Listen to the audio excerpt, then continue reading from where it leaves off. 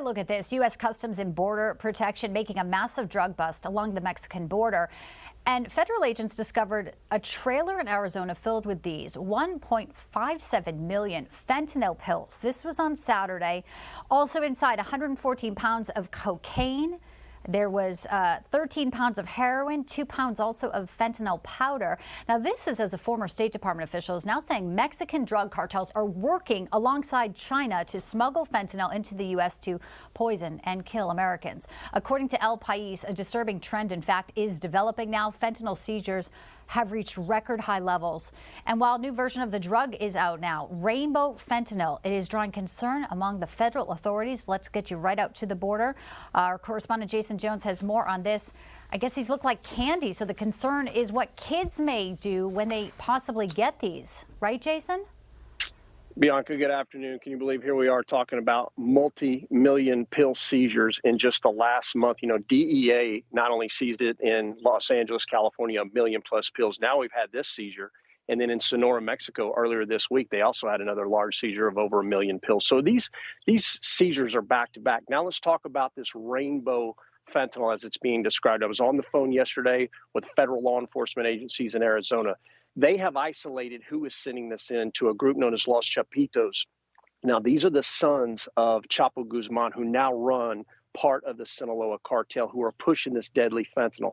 When they look at it in the crime lab, what they're seeing under the microscope here is that it's the same fentanyl that's being seized in regular fentanyl pill form. However, it's going through an additional process where they're adding dye, meaning that they are truly branding this to a new group of people. And when I asked law enforcement, are you telling me right now that they are focusing this on the youth? Can you give me an answer on that? And they said, absolutely, that is exactly what we believe is happening, because it's now being seen in 4 different states from Arizona, California, Oregon, and also Washington, D.C.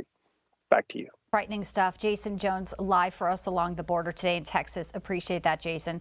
And let's bring in the author of The Great China Tech War, Gordon Chang, to talk a little bit more about this connection between the cartels and China. Gordon, as always, great to have you in. Well, thank you so much, Bianca. I mean, it's so troubling. We know the damage that fentanyl has done to so many Americans, the innocent lives that have been lost, and now we see the candy. Tell us why China is so heavily involved in this as well when it comes to this alliance with Mexico's cartels. What are they gaining? Well, China wants to kill Americans because they want to take down our society. And we know that it's the Communist Party that is behind this because they run a near total surveillance state. And these fentanyl gangs are large, they're well organized, and they're far flung, and they couldn't operate without the Communist Party's approval. Also, we know one other thing, Bianca, and that is these fentanyl gangs launder some of their proceeds through the Chinese state banking system.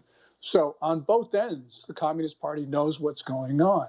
And they are able to continue to do this because the President of the United States and his predecessors knew what was going on, but decided not to take action against China.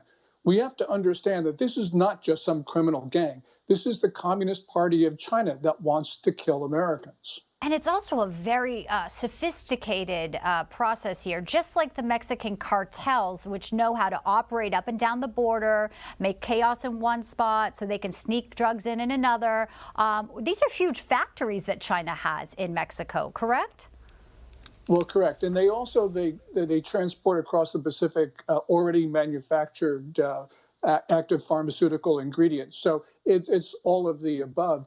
And it's not just Mexico, because these Chinese fentanyl gangs have also been setting up north of our border, specifically Vancouver. So we're getting it from both ends. It's so frightening because we know fentanyl is just pervasive, and you don't know until it's too late if you just get a whiff of the powder. Gordon, just about a minute left. I do want to ask you about these reports as we have, a 6-month anniversary today, Ukraine and the war. And we see Putin and Xi making that announcement again that they'll be meeting for the G20 summit come later this year. Just your thoughts on where we stand now. That big picture of them, the friendship that had no limits, harkens to mind when we talk about where we are in the Ukraine today. What do you think the next phase may be with Putin and Xi? Well, Xi Jinping will do whatever he can get away with. And although the Biden administration has been warning the Chinese about support for Russia, they have not really imposed costs on the Chinese for what has basically been across-the-board support for the Russian war effort. And this is, just an issue of what is Biden willing to do? And apparently he's not willing to do anything. Now, Biden and Xi will meet probably at the G20 in Indonesia in November. Putin will be there. I don't think that meeting should go forward. We've warned the Chinese enough. Now's the time to start imposing costs, not talk to China. We're past that. Another sign of the Biden weak presidency here again playing out. Gordon Chang, author of The Great U.S.-China Tech War. Good to see you. I hope to see you soon. Thank you so much, Bianca.